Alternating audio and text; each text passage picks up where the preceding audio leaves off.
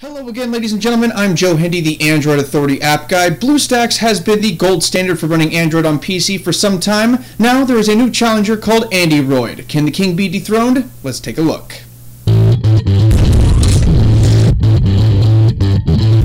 Okay, so here's how this is going to go down. We're going to be judging these two applications based on 5 different things. That is ease of use and setup, gaming, productivity, miscellaneous features, and overall. If at any point you're wondering exactly which one I'm talking about, keep your eye on the lower left-hand corner of the screen because I'll have it posted there. For BlueStacks, setting things up was ridiculously easy. You go to the site, you download the application, install it, and go. It's super easy. Once you're inside, you can browse and install various games and access them on the bar at the top. When it comes to ease of use and setting things up, BlueStacks is practically idiot-proof. Andy started out the same way. Downloading and installing the application was easy. I did have a problem actually getting it to run, but thanks to their support, I was able to figure out the problem. Once you actually start it up, it runs like any Android phone or tablet, so the interface is familiar. Andy does get some points back for having a good support staff. They use Facebook as their support page, and their people are generally pretty knowledgeable. In fact, shout out to Charlie from Andy because he's the dude that helped me out. Still, at the end of the day, I have to give the victory in ease of use and setup to BlueStacks. It simply doesn't require any effort, and it really is just that easy.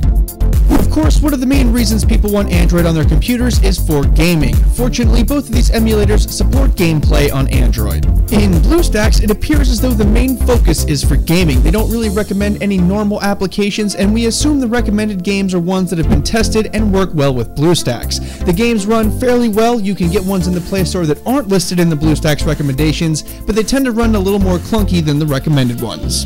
Andy focuses on an overall experience, so there aren't as many features there for gamers. For instance, BlueStacks has keyboard shortcuts built in for some games, whereas Andy does not. It does play games, and in some cases, like Clash of Clans, it actually plays the game better than BlueStacks in terms of stability. This is especially true for network-based games, which seem to load a lot faster on Andy.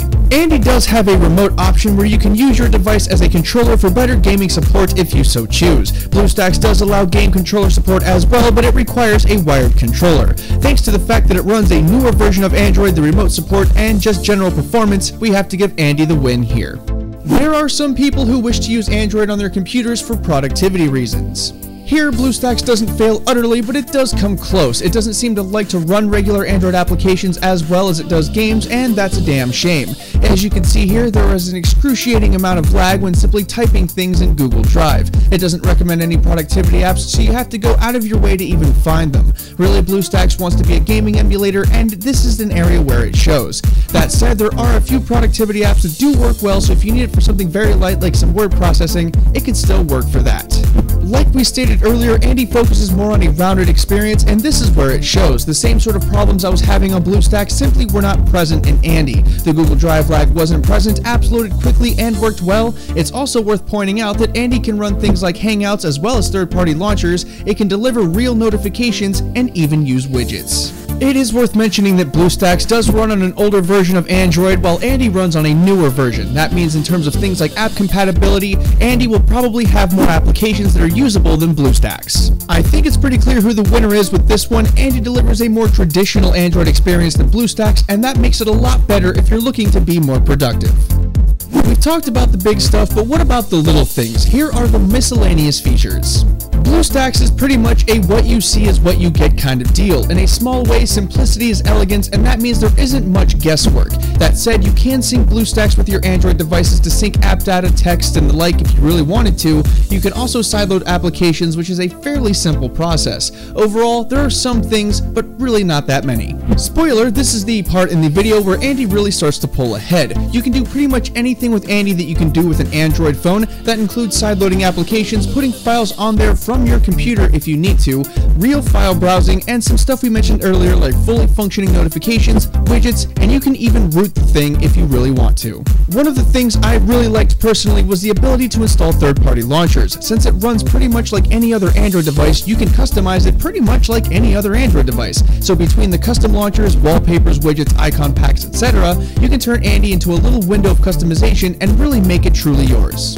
The last thing I want to mention here is the ability to change the specs BlueStacks on Andy. It runs in a virtual machine, which is actually customizable. You can open up the virtual box that comes with Andy and give it some extra RAM, change how many CPU cores it has, and various other small things as well. Beware though, this is advanced user stuff, but you can totally go in there and give this bad boy 3 GB of RAM instead of the 1 and actually improve the performance. It also runs a higher version of Android than BlueStacks, and that means you'll have a higher app compatibility as well as better app stability.